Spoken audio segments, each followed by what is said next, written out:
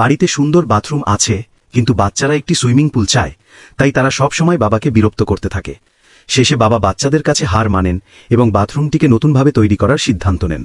সবার প্রথমে সামনে যে দেয়াল আছে তা ভেঙে ফেলবেন এবং সেখানে যে বিছানা আছে সেটি সরিয়ে একটি গর্ত করবেন। তারপর সেখানে ইট দিয়ে একটি দেয়াল তৈরি করবেন এবং তা প্লাস্টার করে টাইলস লাগাবেন।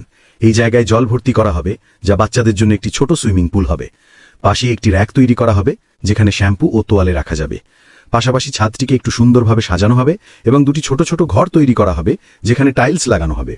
একটি ঘরে দামি শাওয়ার লাগানো হবে, যাতে পুরো পরিবার মজা করে স্নান করতে পারে।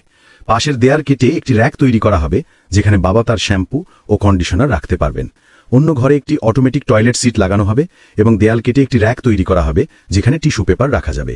এছাড়াও একটি ইলেকট্রিক বোর্ড বসানো হবে, যাতে পরিবারের লোকেরা মোবাইল চার্জ করতে পারে।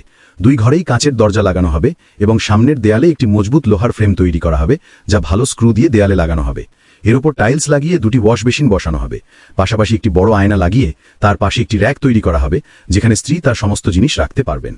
এভাবে অবশেষে আপনি দেখতে পাবেন এক নতুন, সুন্দর এবং আধুনিক বাথরুম, যা পুরো পরিবারের প্রিয় জায়গা হয়ে উঠবে।